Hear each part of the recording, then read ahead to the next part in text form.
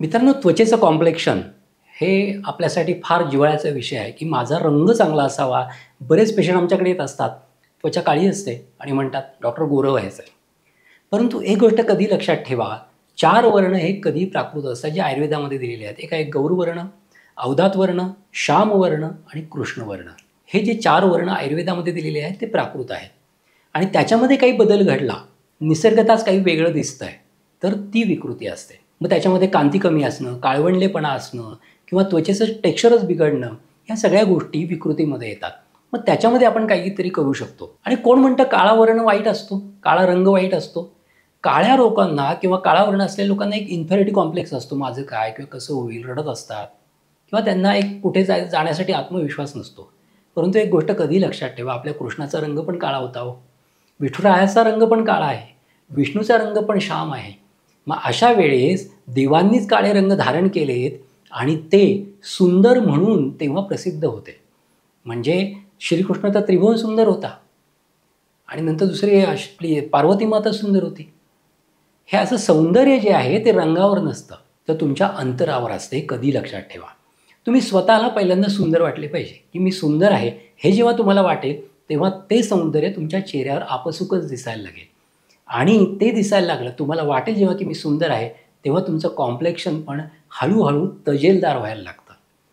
कितीतरी सावळी लोकं आहेत, कितीतरी कृष्णवर्णी लोकं आहेत, की जी सुंदर दिसतात आणि अट्रॅक्टिव्ह पण असतात.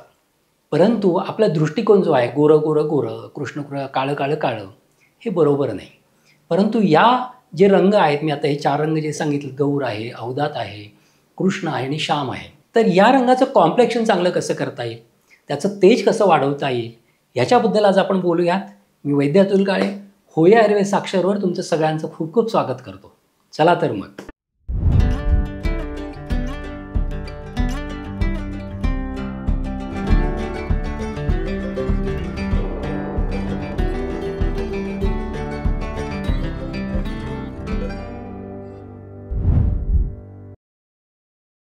मित्रांनो, वर्ण हा काही इन्फेरिटी कॉम्प्लेक्सचा विषय नाही आहे किंवा तुमचा वर्ण काळा आहे म्हणून तुम्ही कुठलाही आत्मविश्वास गमावण्याचं कारण नाही आहे.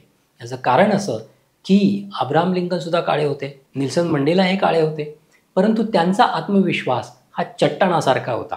त्यामुळे त्यांनी महत् कार्य केली. त्यामुळे कृष्णवर्ण, गौरवर्ण हे सगळे सामान्य माणसांचे विचार आहे, ते कधी लक्षात ठेवा. आपण काय विचार करायचा, आपण आतून किती सुंदर आहोत हे महत्त्वाचं असतं. आणि त्यासाठी तुमच्या मनामध्ये सात्विकता असायला हवी, रजतमोगुण कमी असायला हवा, तुम्ही चिंता कमी करायला हवी, तुम्ही प्रत्येक गोष्टीचा आनंद घ्यायला हवा, तुम्ही वर्तमान काळातल्या त्या क्षणाचा, ज्यामध्ये तुम्ही आहात त्या क्षणाचा आनंद घ्यायला शिकलं पाहिजे, जेणेकरून तुम्ही आनंदी व्हाल आणि तुमच्या शरीरामध्ये हार्मोनल इम्बॅलन्स होणार नाही आणि तुमची त्वचा तजेलदार, रसदार आणि छान कॉम्प्लेक्शन असलेली व्हायला मदत होईल.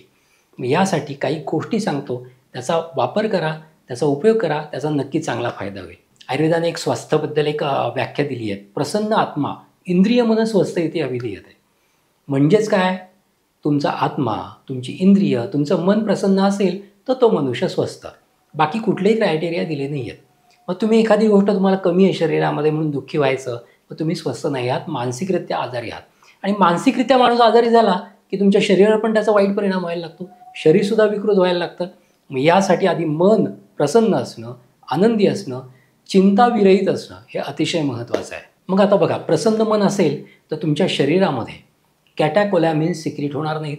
कॅटॅकोलॅमिन्स म्हणजे असे हार्मोन्स असतात की तुमचा स्ट्रेस वाढला की ते वाढत असतात, तुमच्या रक्तवाहिन्या आकुंचित करत असतात, तुमचं ब्लड प्रेशर वाढवत असतात आणि तुमच्या शरीरामध्ये वेगवेगळ्या विकृती निर्माण करत असतात. त्यामुळे स्ट्रेस फॅक्टर नको रे बाबा. तुमच्या शरीरामध्ये आनंद हवा, तुमच्या मनामध्ये आनंद हवा. तुम्ही बघा, मन आनंदी असेल तर शरीरावर शहारे येतात की नाही. एखादी चांगली गोष्ट ऐकली तर शरीरावर शहारे येतात. याचं कारण असते की मनाचा आणि शरीराचा फार जवळचा संबंध आहे. हृदयाचा आणि मनाचा जवळचा संबंध आहे आणि हृदयाचा आणि शरीराचा पण फार जवळचा संबंध आहे. त्याच्यामुळे मन प्रसन्न हे हवंच हवं.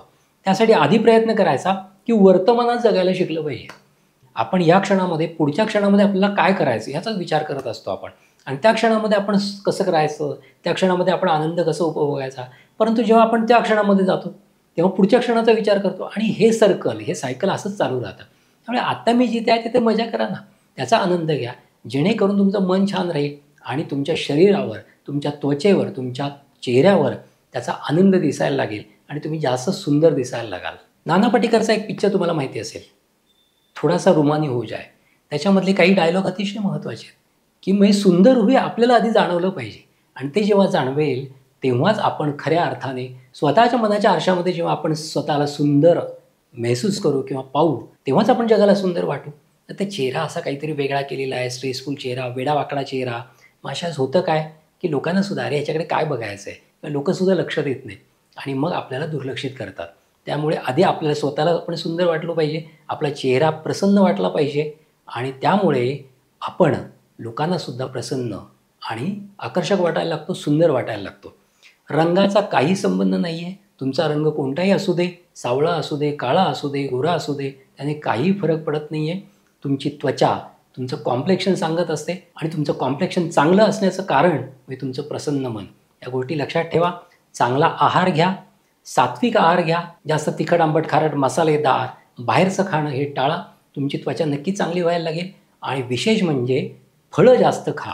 आता ग्रीष्म ऋतू चालू होतो आहे, उन्हाळा चालू होतो आहे, भरपूर फळं खा, जेणेकरून हे त्वचा जी आयुर्वेदामध्ये रसाचं स्थान सांगितलेलं आहे, म्हणजे तुम्ही जे काही रस घेता ते रस जास्तीत जास्त त्वचेमध्ये जातात आणि त्वचा चांगली होते.